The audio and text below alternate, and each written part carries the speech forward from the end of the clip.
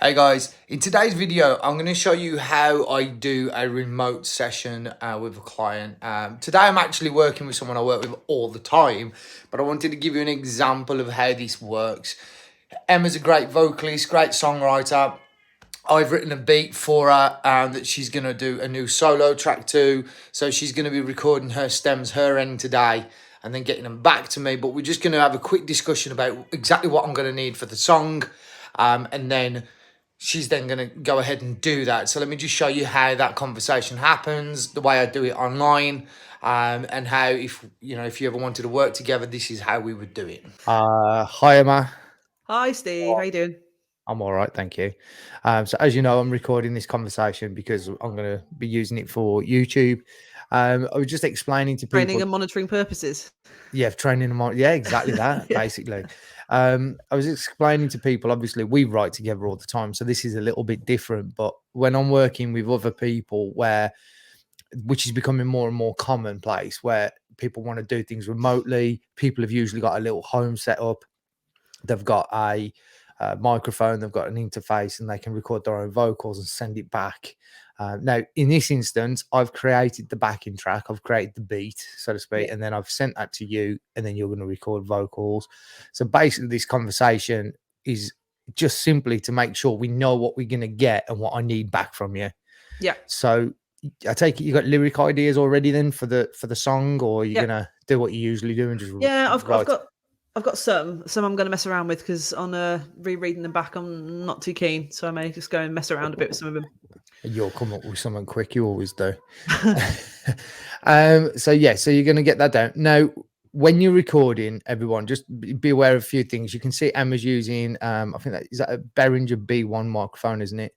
Yeah. Now, they're a low budget microphone. Is one of my mics, which I've given to Emma, but it's a brilliant mic. I had it for years, and they're a little bit bright. So you do have to make sure that there's a little bit of dampening. Make sure you've got a pop shield. Try and, if you can, if there's a bit of dampening or there's a set of curtains in the room, like to put it somewhere nearby, unless you're going for, that natural reverb kind of sound. But they're a great microphone if you just, well, not even if you're just starting out, they're just a great microphone. Yeah. Like they're really good, and it's really good on your voice. It suits your voice great. So yeah, so when we get the stems back from Emma, that's the microphone that she's using, just so you know. What are you thinking? Is it going to be a big vocal job? This one, is it going to be lots of backing vocals, harmonies? Yeah. I've had a little look through. So there'll probably be obviously the main vocal melody line, and then definitely a harmony. But I'm not sure if I want to do one or two. I'm not sure if it's going to sound overcrowded if I put two in. Yeah. So, but you can listen to that. If I can always record two harmonies, and then when you do your production stuff, you can flip between them. Or if you can, on all of your vocals today, when in the places where you want the harmonies to go, try and don't bother panning anything, just leave that to when you send it to me. Yeah, just leave everything down the middle. Yeah. I want a left and right for everything. So if you get your main vocal down the middle, Yeah. then double that vocal, so exactly the same. So we've got a left and a right, so that's two more takes of your main vocal, so singing exactly what you did in the main line. Yeah. Then just to thicken the vocal, I may or may not use those. Yeah.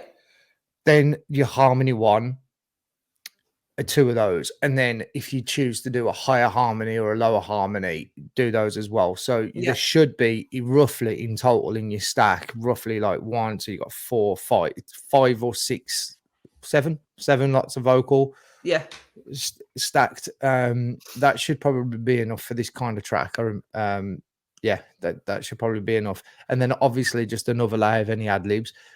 When you're sending them back, send them completely dry, no effects on them, nothing at all. As if I'd know how. Yeah. Some people would put something on them. But yeah, so completely dry vocal, nothing on them at all. And just bounce every individual stem out. Yeah. What software are you using? GarageBand? Just GarageBand. Yeah. Okay, brilliant. So what you could do if you wanted to is, if for any reason you got stuck with you know how to do the stems, don't you? Right? Yeah.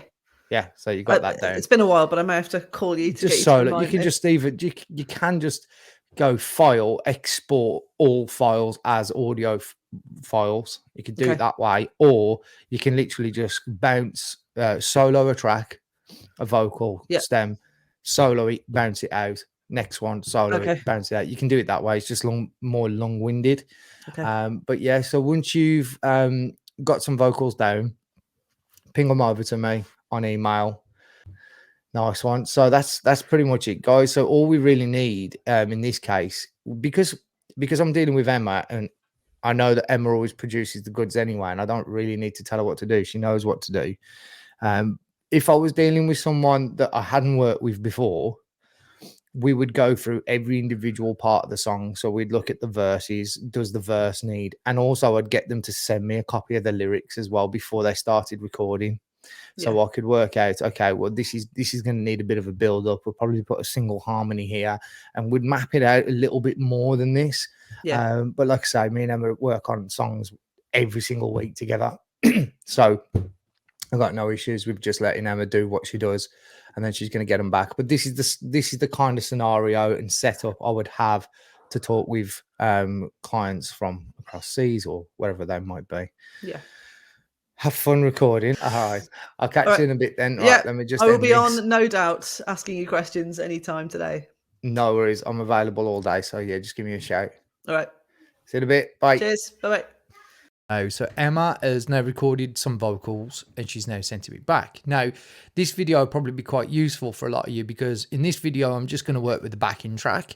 When we do the final version of the song, I will obviously mix it with all the original stems, but to save CPU power, because I'm obviously doing this with a computer and a screen recording at the same time, I'm going to do it this way. But also a lot of you, especially rappers who use beats or buy beats from online or pop singers, a lot of you will be buying a backing track anyway. So it's good to maybe be able to start looking at how you do this. So I just need to change very quickly because I'm recording the screen, so I want you to be able to hear the sound. So what we're going to do is going to go over here and we're going to click on new song. I think she said the song is called Love and War. And we're just going to hit OK. Now, from here, so this looks a little bit different from Logic for those of you that have been following me on Logic, but it's essentially exactly the same. I just kind of like the workflow and the way this works. There's some cool features on here.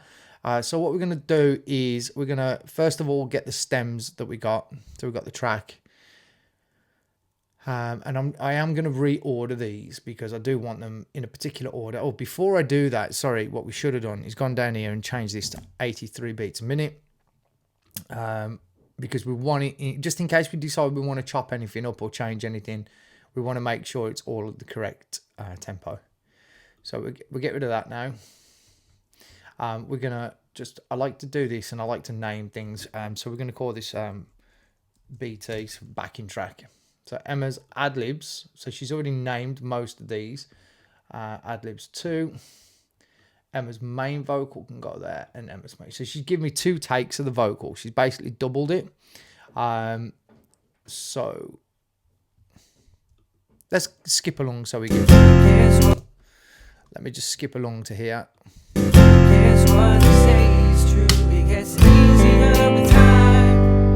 I forget all the bad things that you did, and I start to clear my mind. I walk with my head a little high, there at my feet, laughing along and joking with the people that I meet. So that's exactly what I need back from anyone that I'm working with remotely. So they send me the stems.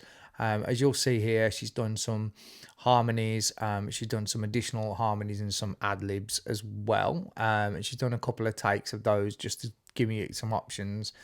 Emma usually does a really good vocal, and she probably will have done a few takes to get, obviously, the vocal how she likes it. So basically, that's it. In order for me to be able to work remotely with you, that's all I would need. So if I was doing this for real, then obviously I would have gone into a lot more detail. Like I said, I would have took the lyric sheet, I'd have listened to it against there. I would have got you to do like a rough recording, even if it was on your phone, just so that I could go through all of the little details of the song and try and come up with some vocal production ideas. and then we would have had a conversation about that, got them our ideas down, you then recorded it. Now, there is the other option as well where you could have actually stayed on the video call whilst you were recording, so I can actually watch the session live. I'm also looking into other softwares where we might be able to track sessions live over the internet.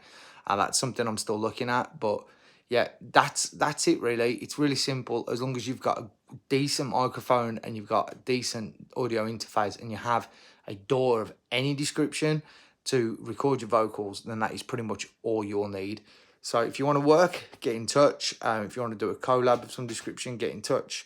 It could be a lot of fun. Catch you soon.